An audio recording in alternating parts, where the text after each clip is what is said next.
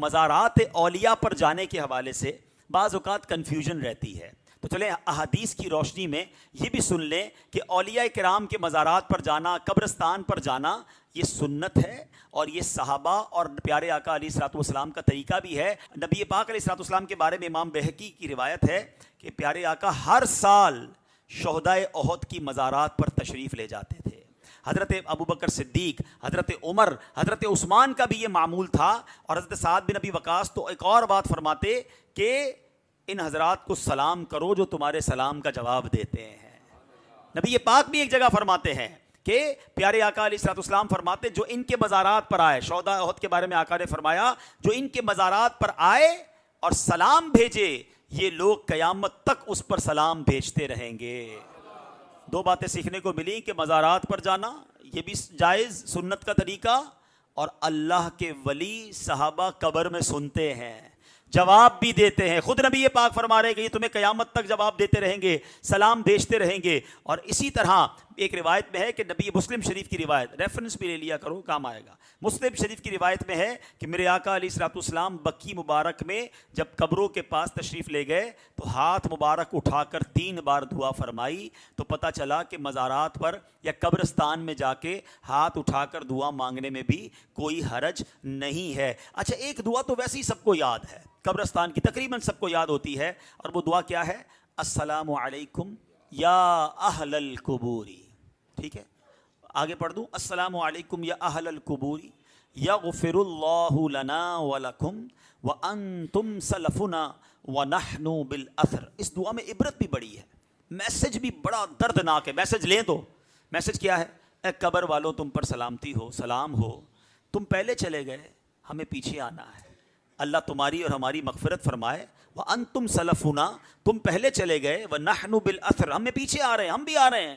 اور یہ دعا پڑھ کے بندہ ڈر جائے گا یار اب میری باری ہے۔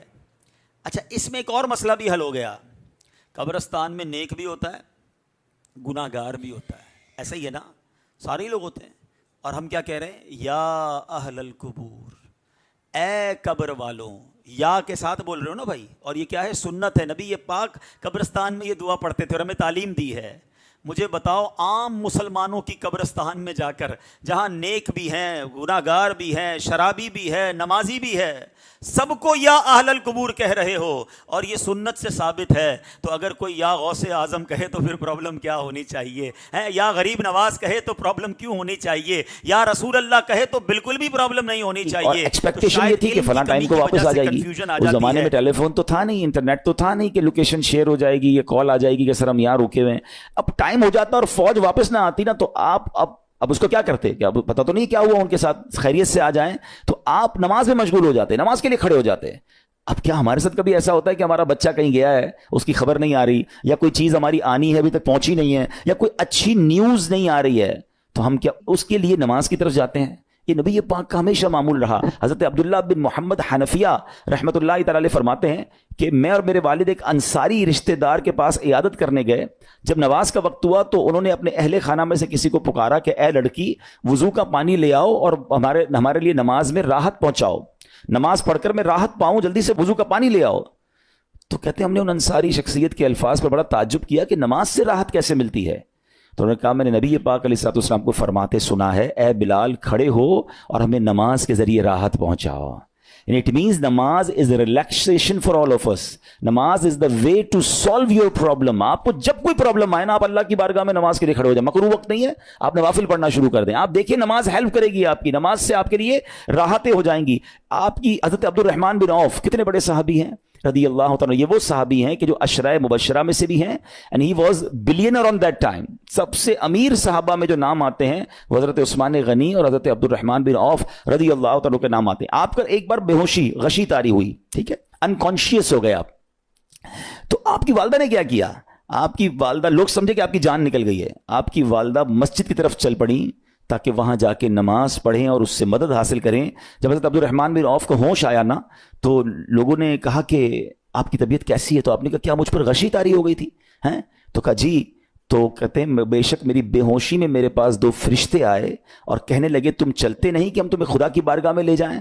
اور تمہارے بارے میں فیصلے لیے جائیں. دوسرے فرشتے نے کہا انہیں لوٹا دو, یہ ان افراد میں سے ہے جن کے لیے ان کی ماؤں کے پیٹ میں ہی سعادت مندی لکھ دی گئی تھی, اور ان قریب اللہ تعالیٰ ان کے ذریعے ان کی اولاد کو جب تک چاہے گا نفع دے گا. اس کے بعد آپ رضی اللہ تعالیٰ ایک مہینہ مزید زندہ رہے, اس کے بعد انتقال ہوا. تو پتہ چلا کہ آپ کی والدہ نے نماز پڑھی, اللہ سے مدد مانگی, اور آپ کو اللہ نے ایک نئی زندگی عطا فرمائی. تو آپ اپنی زندگی میں اس پریکٹس کو آج اس آیت سے دیکھیں, ہم نے کرنا کیا ہے. ہم جب بیان میں آئیں تو صرف بیان نہیں سننا ہے, ہم نے اللہ نے مجھے کہا کیا ہے. ہم اس ٹاپک کو لے کے اسی لیے چل رہے ہیں نا کہ میرے رب نے ڈائریکٹلی مجھ سے کیا بات کی ہے. تو آج اس آیت میں یہ لیسن مل رہا ہے کہ جب کسی پرابلم میں ہیں, کلیمٹی میں ہیں, تو اللہ کی طرف جانا ہے اور نماز سے مدد چانی ہے. وَاسْتَعِينُوا بِالصَّبْرِ وَالصَّلَاةِ. اچھا اب آپ دیکھیں پیارے آقا کی نماز کی کیسی عادت تھی. بادل گرجتے تھے, آندھی چلتی تھی, کسی بری خبر کی اطلاع آ رہی ہوتی تھی, نبی پاک نماز کی طرف چلے جاتے. اچھا مجھے بتائیں نماز استسقاء کیا ہے؟ بارش نہیں ہو رہی ہے, پیارے آقا نماز پڑھا رہے ہیں. سورج گہن ہو رہا ہے, نبی پاک نماز پڑھا رہے ہیں. چاند گہن ہو رہا ہے, پیارے آقا نماز کی طرف. یعنی کس قدر اللہ کی طرف رجوع ہے. And whenever anything bad happen یا گوئنگ ٹو بیڈ ہیپن, ہونے والی لگ رہی ہے, کچھ بڑا ہونے والا ہے. ہمیں بھی تو خبریں آ رہی ہوتی ہے نا کہ بھائی کل بہت شدید بارش ہوگی, اللہ نہ کرے کوئی اور بری خبر ایکسپیکٹیشن ہے, آپ کو کاروبار میں کوئی ایسی خبر آنے کا ڈر ہے, یا آپ کی کوئی شپمنٹ جاری ہے, واٹ ایور آپ چاہتے ہیں ہر چیز بہتر ہو جائے. قرآن نے فارمولا دیا نا, وَاسْتَعِينُوا بِالصَّبْرِ وَالصَّلَاةِ. اللہ نے ڈائریکٹلی مجھے اور آپ کو کہا ہے. تو from now on words make your practice کہ میں نے انشاءاللہ نماز سے مدد لینی ہے. اور آپ اپنی آنکھوں سے دیکھیں, اور آپ اللہ سے عرض بھی کریں کہ اللہ تو نہیں قرآن میں کہا ہے مدد لے, میں نے کھڑا ہو گیا نماز کے لیے. تو نماز سے آپ نے مدد لینی ہے. اچھا اب اس کے بعد آیت کا جو سیکنڈ پارٹ ہے کہ صبر سے بھی مدد لینی ہے. اور آگے کیا فرمایا, ان اللہ مع الصابرین, اللہ صابروں کے ساتھ ہے. سبحان اللہ. اس کا مطلب یہ ہوا کہ اللہ تعالیٰ اپنے علم و قدرت کے ساتھ ویسے تو ہر کسی کے ساتھ ہے, لیکن یہاں صبر کرنے والوں کا خاص ذکر اس لیے ہوا تاکہ انہیں معلوم ہو جائے کہ اللہ تعالیٰ ان کی مشکلات کو دور فرما دے گا. مگر کرنا کیا ہے؟ صبر کرنا ہے. اچھا اب صبر کے بارے میں دو باتیں بڑی اہم ہیں کہ صبر نارملی ہم جب بھی صبر کے بارے میں سنتے ہیں تو صبر ہم کہتے ہیں یار تکلیف آئی ہے صبر کرو, یقیناً یہ بھی صبر ہے, مگر صبر کی ایک اور قسم بھی ہے جو اس سے بھی سپیریئر ہے, جو اس سے بھی افضل ہے. اور وہ کیا ہے؟ گناہ کے لیے دل چاہے, حرام کے لیے دل چاہے, نفسانی خواہشات برا کام کروانا چاہ رہی ہیں اور بندہ اس پر صبر کرے. یہ صبر جو ہے نا یہ شریعت کو اور محمود ہے اور بڑا افضل ہے کہ انسان کو جی چاہے کہ فلاں گناہ کرنا ہے مگر وہ اس پر صبر کرے. اور دوسرا صبر وہی ہے جو ہم جانتے ہیں کہ کوئی مصیبت آ جائے, کوئی آفت آ جائے, کوئی ہمارا اللہ نہ کرے کسی سے لڑائی ہو جائے, ہمیں کوئی برا بلا کہے, ہم اسے معاف کر دیں, صبر کریں. یا جسمانی تکلیف ہے, کاروبار میں پرابلم ہے, ہم اللہ کی رضا پر راضی رہیں. تو یہ دو قسم کے صبر ہیں. اور جب کوئی بندہ صبر کرتا ہے نا تو قرآن و حدیث اور بزرگان دین کے اقوال سے میں اب آپ اس کے 10 فائدے بتانا چاہتا ہوں. میں کہتا جاؤں گا, آپ اللہ کے ذکر کی نیت سے سبحان اللہ بھی کہتے رہیں, جنت میں درخت بھی لگاتے رہیں. ٹھیک ہے. اللہ تعالیٰ صبر کرنے والوں کے ساتھ ہے. صبر کرنے والے کو اس کے عمل سے اچھا اجر ملے گا, صبر کرنے والے کو بے حساب اجر ملے گا. صبر کرنے والوں کی جزا دیکھ کر قیامت کے لوگ حسرت کریں گے. صبر کرنے والے رب کریم کی طرف سے درود و ہدایت اور رحمت پاتے ہیں. صبر کرنے والے اللہ کو محبوب ہیں. صبر آدھا ایمان ہے. صبر جنت کے خزانوں میں سے ایک خزانہ ہے. صبر کرنے والے کی خطائیں مٹا دی جاتی ہیں اور صبر ہر بھلائی کی کنجی ہے. اب آتے ہیں ان دونوں صبر کو تھوڑا سا ڈیفائن کرتے ہیں. ایک نفسانی خواہشات, گناہ کا جی چاہتا ہے, کیونکہ نفس ہے نا وہ تو ہر وقت موج مستی چاہتا ہے, وہ تو ہر وقت چاہتا ہے جناب بس یہ بھی کام کر لوں وہ بھی کر لوں. اب مجھے یہ دیکھنا ہے کہ میرا یہ کام اللہ کو راضی کرے گا یا رب کو ناراض کر دے گا. لیکن جو نفسانی خواہشات پر صبر کرتا ہے نا, گناہ سے اپنے آپ کو بچاتا ہے. قرآن کیا کہتا ہے؟ وَأَمَّا مَنْ خَافَ مَقَامَ رَبِّهِ وَنَهَى النَّفْسَ عَنِ الْهَوَىٰ فَإِنَّ الْجَنَّةَ هِيَ الْمَأْوَىٰ. اور رہا وہ جو اپنے رب کے حضور کھڑے ہونے سے ڈرا اور نفس کو خواہش سے روکا تو بے شک جنت ہی اس کا ٹھکانہ ہے. دل چاہ رہا ہے, شیطان کہہ رہا ہے کر لے, کوئی دیکھنے والا نہیں ہے, علاقہ بھی چینج کر لیا, شہر بھی تبدیل ہو گیا, nobody here to watch you, مگر اللہ دیکھ رہا ہے. اچھا نارملی اگر غور کریں گناہ کرتے کیوں ہیں؟ جتنے بھی گناہ ہیں, واٹ ایور لسٹ آف گناہ اٹھائیے, کوئی شراب پیتا ہے, کوئی بدکاری کرتا ہے, معاذ اللہ کوئی جوا کھیلتا ہے, کوئی جناب بے حیائی کرتا ہے, گندی چیزیں دیکھتا ہے یا جھوٹ بولتا ہے, واٹ ایور, ان تمام گناہوں میں تھوڑی سی لذت ہے, ٹیسٹ. ٹھیک ہے, غیبت میں بھی ٹیسٹ ہے, بلکہ کتابوں میں آیا کہ غیبت میں شراب سے بھی زیادہ مزہ ہے, جبھی تو بندہ چھوڑتا نہیں ہے. اچھا لیکن یہ تمام ٹیسٹ میں ایک بڑی اہم بات اب میں کہنے جا رہا ہوں. یہ بزرگ نے بڑی کمال کی ون لائنر ہمیں دے دیا ہے. وہ کہتے ہیں کبھی بھی لذت کے لیے گناہ مت کرنا, کیونکہ لذت ختم ہو جائے گی گناہ کا جواب اور پنشمنٹ باقی رہ جائے گی. اب آپ اس فارمولے کو سامنے رکھیں کہ جب بھی ہم گناہ کرتے ہیں فیو منٹس یا فیو آورز کی ایک انجوائمنٹ ہے, آفٹر دیٹ انجوائمنٹ ختم, مگر اس کا جواب باقی ہے, عذاب باقی ہے, اللہ نہ کرے اللہ ناراض ہوا تو پنشمنٹ باقی ہے. تو کیا فرمایا, انجوائمنٹ کے لیے گناہ مت کرنا, انجوائمنٹ ختم ہو جائے گی, عذاب باقی رہ جائے گا. اور اگلا سینٹنس کتنا خوبصورت ہے, فرماتے ہیں کبھی بھی تکلیف کی وجہ سے نیکی مت چھوڑنا, تکلیف ختم ہو جائے گی, اجر باقی رہ جائے گا. اب مثال دیتا ہوں, اس کے 2-3 ایگزامپل سمجھیے. گناہ کی ایگزامپل تو آپ سمجھ گئے کہ کوئی بھی تھوڑی دیر کا گناہ کرتا ہے, لذت پاتا ہے, وہ گناہ ختم, عذاب باقی. اب نیکی میں کیا ہوتا ہے, فجر کے لیے اٹھنا, نیند آ رہی ہے, دل نہیں چاہ رہا, آپ اٹھے, آپ نے وضو کیا, فجر پڑھا, وہ اٹھنے کی تکلیف تو ختم ہو گئی نا, واپس سونا تو سو جائیے, مگر فجر کا اجر اور ثواب باقی رہ گیا ہے. رمضان کے روزے ڈیفیکلٹ ہیں, لیکن افطار کے بعد تکلیف ختم ہو جاتی ہے, ہم کھاتے پیتے ہیں, موج کرتے ہیں, مگر ثواب باقی رہ جاتا ہے. کبھی کبھی آپ کو کوئی مسجد میں بلاتا ہے, یار چلو بھائی بیان ہو رہا ہے, اجتماع ہو رہا ہے, کوئی نیکی کی بات ہو رہی ہے, نہیں یار دل نہیں چاہ رہا, آپ آ گئے, آدھے 1 گھنٹہ بیٹھے, پھر چلے گئے, وہ آپ کا جو ٹینشن تھا یا پریشر تھا وہ ختم ہو گیا, مگر ثواب باقی رہ گیا. تو اب اس فارمولے کو یاد رکھیے گا, جب بھی گناہ آپ کی طرف آئے نا, آپ سوچیں کتنی دیر کا فائدہ ہے, 1 گھنٹہ دوستوں کے ساتھ بیٹھوں گا, بری باتیں کروں گا, 2 گھنٹے فلم دیکھوں گا, 2 ڈھائی 3 گھنٹے, بس اس کے بعد جواب تو باقی ہے نا, قیامت تک اللہ کو جواب دینا پڑے گا. نہیں یار مجھے انجوائمنٹ کے لیے گناہ نہیں کرنا ہے. اور جب کوئی نیکی کا کام آئے اور آپ کو لگے یار دل نہیں چاہ رہا, مزہ نہیں آ رہا, بوریت ہوگی, چھوڑنا یار, تو بندہ سوچے کتنی دیر کی نیکی ہے, آدھے گھنٹے کی, 1 گھنٹے کی, بس 2 گھنٹے کی, اور ثواب باقی رہ جائے گا. Let's do it.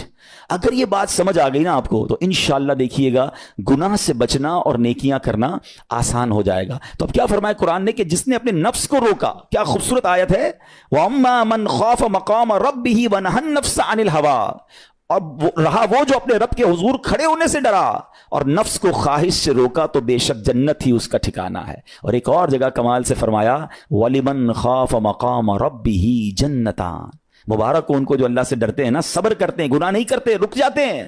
قرآن کہتا ہے جو اپنے رب کے حضور کھڑے ہونے سے ڈرے اس کے لیے 2 جنتیں ہیں, 1 نہیں 2 جنتیں ہیں. سورہ رحمان کی آیت ہے.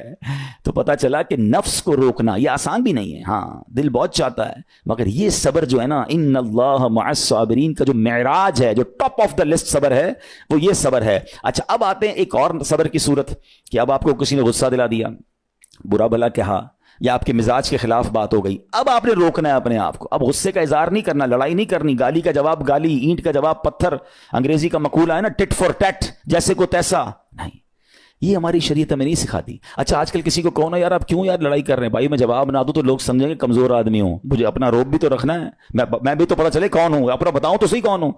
سچی بات پتہ کیا ہے, جو ٹٹ فار ٹیٹ کرتا ہے, گالی کا جواب گالی سے دیتا ہے نا, وہ واقعی بتا دیتا ہے وہ کون ہے, وہ اپنا تعارف کروا رہا ہوتا ہے کہ یہ بھی ایسا ہے, میں بھی ویسا ہی ہوں. او بھائی. اچھا پھر ایک اور عجیب جملہ بڑا مشہور ہے آج کل, جناب ہم شریف کے ساتھ شریف ہیں, ہم بدماش کے ساتھ بدماش ہیں. مجھے آج تک سمجھ نہیں آئی یہ کون سا بٹن لگا ہوا ہے آپ کے اندر کہ شریف کے ساتھ آپ شریف ہو جاتے ہیں, بدماش آتا تو آپ بھی بدماش ہو جاتے ہیں. جناب والا, شریف آدمی شریف کے ساتھ بھی شریف ہوتا ہے, بدماش کے ساتھ بھی شریف ہوتا ہے. جب بھی تو وہ غلط آدمی اچھا ہوگا نا. نبی پاک علیہ الصلوۃ والسلام نے گالیاں سن کر دعائیں دی ہیں, پتھر برسانے والوں کو بھی دعائیں دی ہیں, مگر ہم تو تیار ہی رہتے ہیں یار میں بتاؤں گا اس کو میں کون ہوں, 1 گالی دی ہے میں اب اس کے ساتھ پشتوں کو گالیاں دوں گا. تو پھر آپ بھی ویسے ہی ہو گئے نا جناب. حدیث پاک کیا ہے, ہو از مور اسٹرانگر, ہو از مور پاورفل. اللہ کے حبیب علیہ الصلوۃ والسلام فرماتے ہیں کہ بہادر وہ نہیں, یہ بخاری شریف کی حدیث ہے, بہادر وہ نہیں جو پہلوان اور دوسرے کو پچھاڑ دے, بلکہ بہادر وہ ہے جو غصے کے وقت اپنے آپ کو قابو میں رکھے. اصل بہادری یہ ہے. تو اگر آپ نے واقعی صبر سے مدد لینی ہے, ان اللہ مع الصابرین کا مجدہ لینا ہے, تو بدلے نہیں لینا ہے, معاف کرنا ہے. ذرا مل کر میرے ساتھ شب قدر کی دعا دہرائیے گا, اللہم انک عفو کریم تحب العفو فاعف عنی, اللہم انک عفو کریم تحب العفو فاعف عنی, اللہم انک عفو کریم تحب العفو فاعف عنی. واٹ از دا میننگ, اس دعا کا معنی کیا ہے؟ اللہم انک عفو, اے اللہ تو معاف کرنے والا ہے, تحب العفو, معافی کو پسند کرتا ہے, فاعف عنی, اللہ مجھے بھی معاف کر دے. ہم کیا کہہ رہے ہیں اللہ سے, اللہ مجھے معاف کر دے, میرے سارے اگلے پچھلے گناہ معاف کر دے. مگر دیر از اے کوسچن, آپ نے معاف کر دیا سب کو؟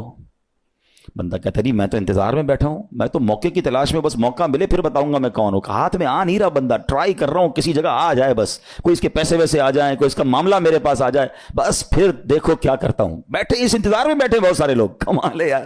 یعنی دشمنیاں پالی ہوئی ہیں, رشتہ داریاں کاٹی ہوئی ہیں, دوستوں کے پاس جا نہیں رہے ہیں, میاں بیوی میں لڑائی ہے, ایک سوری کے لیے بیوی گھر بیٹھی ہے, وہ کہتی شوہر سوری کہہ دے تو میں آ جاؤں گی, شوہر کہتا ہے بیوی معافی مانگ لے تو میں لے آؤں گا. ارے بھائی کوئی بھی آگے بڑھ کے معافی کر لو بھائی, اللہ سے معافیاں مانگ رہے ہو, بندوں کو معاف کرنے کے لیے کوئی تیار نہیں ہے. مجھے خود بتائے نا یہ کیسی دعا ہے کہ اے اللہ تو مجھے معاف کر دے, میں نے کسی کو معاف نہیں کرنا. یہ بنتی ہے دعا؟ اللہ سے پتہ ہے کیا کہیں, اے اللہ میں نے بندہ ہو کر تیرے سارے بندوں کو معاف کر دیا ہے, تو سب سے بڑا معاف کرنے والا ہے نا, اللہ تو بھی مجھے معاف کر دے. Look at the way to talk, یہ مزہ ہے نا بات کرنے کا, پھر دعا کرنے کا لطف بھی آئے گا آپ کو. تو دشمنیاں نہ رکھیں, غصے پر قابو پائیں, معاف کریں. ایک حدیث سن لیجئے, لرزا دیتی ہے, ڈرا دیتی ہے. اللہ کے نبی علیہ الصلوۃ والسلام فرماتے ہیں جو رحم نہیں کرتا اس پر رحم نہیں کیا جاتا. حدیث کا خلاصہ ہے. اور جو معاف نہیں کرتا اسے معاف نہیں کیا جاتا. اب بتائیے ہم معاف کرتے ہیں, ہم رحم کرتے ہیں, ہم کہتے ہیں اللہ ہم پر رحم کرے, ہم کسی پر رحم نہ کریں. نہیں ہوگا رحم, پہلے اپنے اندر تو لائیے یہ باتیں. اب ایک آیت سنیے گا, اس کے تحت ایک واقعہ, اور پھر میں بیان کو کنکلوڈ کرتا ہوں. اللہ کریم ارشاد فرماتا ہے الذین ينفقون فی السراء والضراء والکاظمین الغیظ والعافین عن الناس واللہ یحب المحسنین. قرآن میں رب فرماتا ہے جو خوشحالی اور تنگ دستی میں اللہ کی راہ میں خرچ کرتے ہیں. یہ بڑی خوبصورت بات ہے, یہ غریب اسلامی بھائیوں کے لیے بھی مدنی پھول ہے.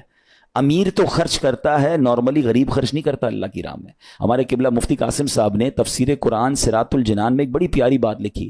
آپ کہتے ہیں پوری دنیا کے امیروں کا سروے کر لینا, ان کی جو پیسے بڑھنے کی ایک وجہ یہ بھی ہوتی ہے کہ وہ کہیں نہ کہیں چیریٹی کر رہے ہوتے ہیں, مدد کر رہے ہوتے ہیں. وہ مدد اور وہ نیکی ان کے پیسے بڑھا رہی ہوتی ہے. اور پوری دنیا کے غریبوں کا سروے کریں تو ان میں سے بڑی تعداد وہ جو خرچ ہی نہیں کرتی اللہ کی راہ میں. کہتے ہیں ہم کیا خرچ کریں, ہم تو غریب ہیں, ہم پر لوگ خرچ کریں. میں آپ کو فارمولہ دے رہا ہوں اور یہ قرآن سے دے رہا ہوں. جو تنگی میں بھی اللہ کی راہ میں خرچ کرتے ہیں, جو خوشحالی میں بھی خرچ کرتے ہیں. آپ تنگی میں آپ روپیہ خرچ کریں, یہ نہیں کہتے آپ 10,000 روپے خرچ کریں, جتنی آپ کی حیثیت. یہ کاروبار ہے, آپ 1 روپیہ دیں گے اور آئے گا, آپ 10 روپے دیں گے اور آپ کسی نہ کسی نیکی کے کام میں خرچ کرتے رہیں, آپ غربت سے باہر آ جائیں گے.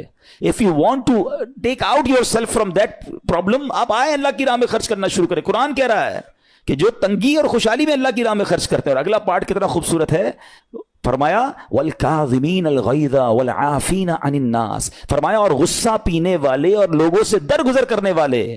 انعام کیا ہے, واللہ یحب المحسنین, اور اللہ نیک لوگوں سے محبت فرماتا ہے. اور پھر ہاں زندگی میں کلیمٹیز, پرابلم, بیماریاں, مشکلیں, قرآن خود کہتا ہے کہ من قریب تمہیں آزمائیں گے. کبھی بیماری آئے گی, کبھی بھوک آئے گی, کبھی مال کم ہو جائیں گے, کبھی ڈسٹربنس آئے گی, خوف آ جائے گا. تو بی ریڈی فار دیٹ, صبر کرنا ہے, کیونکہ اللہ نے فرمایا وبشر الصابرین, صبر کرنے والوں کے لیے خوشخبری ہے. تو اللہ کرے کہ یہ بات ہمیں سمجھ آ جائے اور ہم اس آیت پر عمل کرنے والے بن جائیں تو زندگی بڑی آسان ہو جائے گی. یہاں ایک میں عقیدے کی بات بھی کلیریفائی کر دوں. کچھ لوگوں کو بعض اوقات کنفیوژن ہوتی ہے یا لوگ کنفیوژن کریٹ کرتے ہیں. مجھے ایک بات بتائیے گا کہ اللہ کیا کہہ رہا ہے, وَاسْتَعِينُوا بِالصَّبْرِ وَالصَّلَاةِ, اے ایمان والو صبر سے اور نماز سے مدد چاہو. کیا صبر اور نماز خدا ہیں؟ بتائیے, نہیں ہے نا, اللہ تو نہیں ہے. ہم صبر اور نماز کی عبادت تو نہیں کرتے.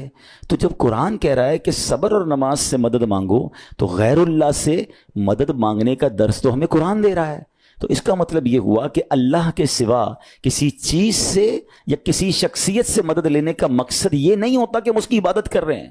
اگر آج کے دور میں کوئی اللہ کے نبی سے کہتا ہے کہ یا رسول اللہ انظر حالنا, یا بھر دو جولی میری یا رسول اللہ, تو یہاں کوئی شرک کی بات نہیں ہے. کیوں کہ یہاں یہ نیت نہیں ہے کہ ہم ان کو خدا مان رہے ہیں, یا یہ بھی نیت نہیں ہے. ایک بات, ایک عقیدہ کلیئر کر دیتا ہوں. پوری دنیا میں عاشقان رسول کا یہی عقیدہ ہے کہ کوئی نبی, کوئی صحابی, کوئی ولی اپنی طرف سے کسی کو کچھ نہیں دے سکتا. وہ سب رب کے محتاج ہیں, اللہ کسی کا محتاج نہیں ہے. جو اللہ کا ہے وہ اس کا اپنا ہے. ہاں اللہ نے اپنے مخصوص بندوں کو کچھ عطائیں کی ہوئی ہیں, کچھ پاورز دیے ہوئے ہیں, وہ اللہ کی عطا سے اگر کسی کو تقسیم کرتے ہیں تو اس میں کوئی پرابلم نہیں ہے. قرآن کہہ رہا ہے اے ایمان والو صبر اور نماز سے مدد چاہو. یہاں ایک اور بات سمجھنی ہے. دنیاوی طور پہ بھی کیا ہوتا ہے کہ آپ کسی باس ہوتا ہے اپنے کسی مینیجر کو پاور آف اٹارنی دے دیتا ہے کہ یہ تمہارے پاس اس پراپرٹی کا پاور ہے, तुम्हारे पास फलां चीज का पावर है, वो उस पावर के बिहाफ पर वो काम कर देता है, मगर कोई ये नहीं कहता कि he is the owner, actually he have attorney, he have power of attorney.